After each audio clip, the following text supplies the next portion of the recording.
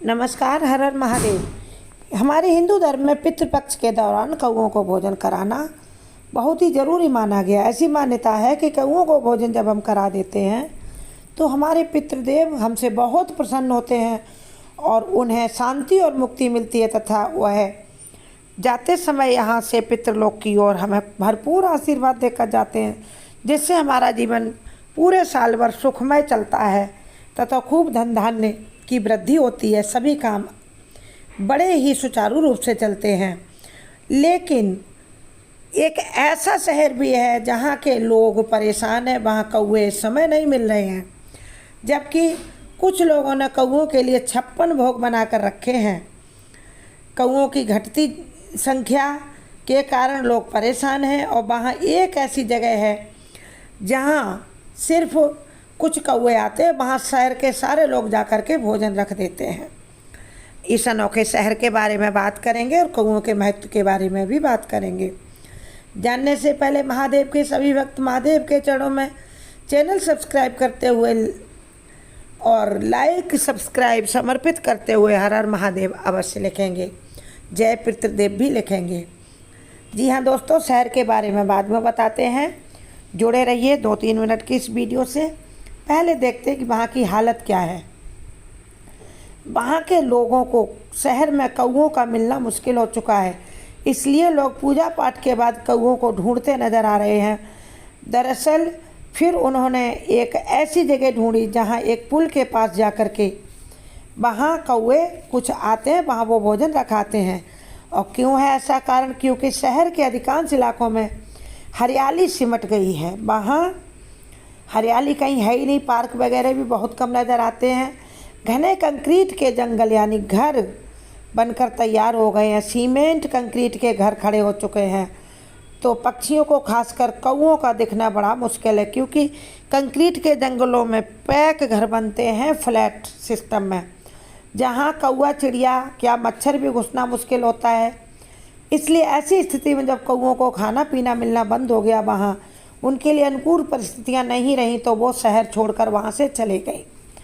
और अब लोग पूजा पाठ के समय जब पितरों को जो समर्पित करते हैं कौओं के नाम से, वह समर्पित की हुई चीज़ें कौवे नहीं खा पा रहे हैं, जिससे लोग हैं परेशान।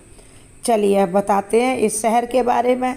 यह शहर महाकाल की नगरी के बिल्कुल पास, यह सटा हुआ महाकाल की नगरी उज्जैन के पास कुछ किलोमीटर दूरी पर बसा हुआ शहर है इंदौर। जी हाँ दोस्तों, इंदौर जो बहुत अच्छा इंडस्ट्रियल शहर के रूप में और बहुत ही विकसित शहर के रूप में परिवर्तित हो चुका है, तथा जिसको पिछले साल सफाई अभियान में नंबर 1 शहर का दर्जा मिला था भारत में। उसी इंदौर में लोग आज पितृपक्ष में श्राद्ध के दिन अपने पितरों को कौओं के नाम पर भोजन समर्पित करने के लिए एक एक कौआ ढूंढते नज़र आ रहे हैं दूरबीन से, लेकिन कौए उनको नज़र नहीं आ रहे हैं। और शहर के बाहर एक ऐसा पुल है जहाँ थोड़ी सी आसपास हरियाली है, वहाँ कुछ कौए सरवाइव कर रहे हैं, वहाँ जाकर के ही लोग रख रहे हैं।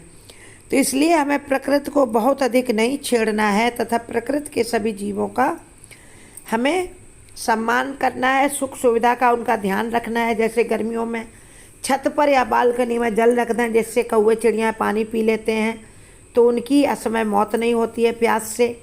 तथा कुछ भोजन भी डालते रहना चाहिए, चावल है या कुछ अन्न के दाने हैं या रोटी के टुकड़े करके डाल दें आप घर के बाहर या बालकनी में। कुछ कौवे चिड़ियों को आने दें अपने घरों के आसपास, जिससे हमारे घर सूने नहीं होंगे इनकी चहचहाहट से, और समय आने पर हम उनको ढूंढते नहीं फिरेंगे। गौरैया भी एक ऐसा ही लुप्तप्राय जीव हो रहा है, बहुत कम गौरैया शहरों में देखने को मिलती हैं। इसके लिए भी हमें प्रयास करना चाहिए, क्योंकि पहले हमें जितने कौवे या गौरैया नज़र आते थे तथा दूसरी चिड़ियाँ भी हैं जैसे कबूतर तो अभी भी है फिर भी काफ़ी, लेकिन अन्य चिड़ियाँ हैं जैसे गुलगुलिया गाँव में कहते थे, जिसको अब आपके यहाँ क्या कहते हैं नहीं मालूम, हमारे यहाँ गुलगुलिया जिसकी ऑरेंज कलर की चोंच होती है वह कहते थे, वह भी नहीं देखने में नज़र आती है यहाँ कहीं शहरों में। तो जब हम प्रयास करने छोड़ दिए पशु पक्षियों के, हमने घरौंदे तो पहले ही नष्ट कर दिए, क्योंकि हरियाली नष्ट कर दी तो उनके घरौंदे प्राकृतिक रूप से नष्ट हो गए हैं, इसीलिए हम इस सब के गुनहगार हैं और हमें ही सबको इसके बारे में सोचना होगा। इस श्राद्ध पक्ष में ही यदि हम सोचेंगे अपने पितरों के नाम पर भी तो भी शायद बात बन जाए। सभी सुखी रहें, मस्त रहें। हर हर महादेव।